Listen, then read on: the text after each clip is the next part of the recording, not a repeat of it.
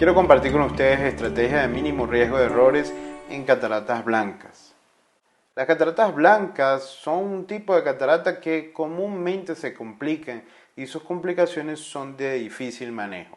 Existen tres tipos de cataratas blancas según la liquefacción de la corteza periférica: las normotensas, que no tienen líquido periférico; las intumescentes, en donde sí hay una corteza liquefacta; y las morganianas, en donde ya está tan liquefacto que el núcleo cae dentro de la bolsa. Las intumescentes y las morganianas ejercen una presión contra toda la bolsa capsular, haciéndola globular.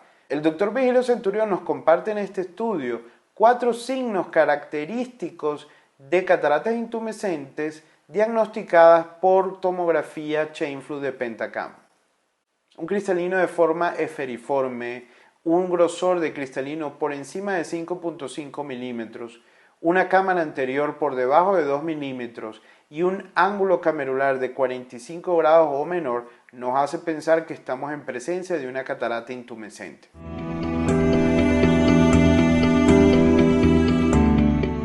Es esencial la tinción de la cápsula anterior con azul tripán para poder visualizar la cápsula orexis. Generalmente yo utilizo la técnica directa sin aire y lavo el azul tripán con solución. Hay que tener especial cuidado si utilizan la técnica de tinción con burbuja en las pupilas pequeñas o de pobre dilatación. Muchas veces la zona central de la catarata no queda teñida por la presencia de la burbuja. El viscoelástico de elección en este tipo de cataratas debe ser el viscoelástico dispersivo para mantener todo en su lugar. Yo utilizo una técnica de descompresión en donde, ayudado por el viscoelástico dispersivo, punciono con la utrata el centro de la catarata, abro las dos hojas de la utrata y dejo que el líquido salga a través de un canal virtual entre las dos hojas. Otra técnica bastante segura para manejo de este tipo de bolsas capsulares es realizar la blancopuntura del Dr. Ariel Blanco de Argentina, en donde con una jeringa de 30G se hace una punción de la cápsula anterior pasando transcorneal.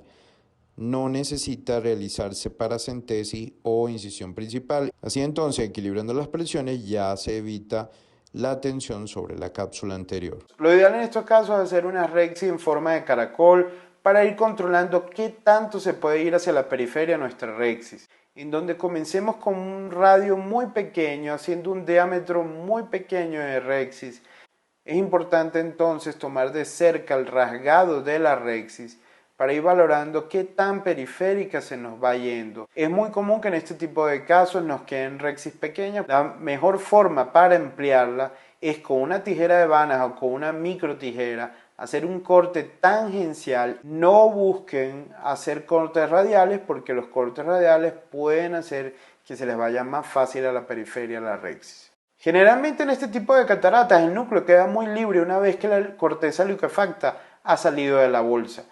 Para estabilizarla utilizo la técnica del Dr. Fernando Mayorga de Buenos Aires, Argentina, en donde se coloca viscoelástico dispersivo dentro de la bolsa en varios puntos, y esto nos ayuda a hacer un mejor abordaje de la catarata para hacer un phaco chop, quick chop, chop horizontal. Cuando estén realizando quick chop en este tipo de cataratas, vayan lento y vayan pensando en crear muchos fragmentos. Utilicen vacíos fijos en lo posible. Podrían utilizar entonces un chop de Chan, que es filoso y puntiagudo y es como un poco más detallista a la hora de crear los fragmentos con la punta filosa que tiene. No le tengan temor a la periferia, trabajen en el centro de la catarata. Creen fragmentos, la mayor cantidad que puedan, pero tengan cuidado con la placa posterior. Muchas veces la placa posterior de esta catarata es difícil de fragmentar. Entonces, para esto hacemos una segunda técnica de estabilización del núcleo, en donde en este caso colocamos viscoelástico dispersivo en el centro de la catarata para luego, con un pre-chop de Akahochi, liberar o separar esta placa posterior.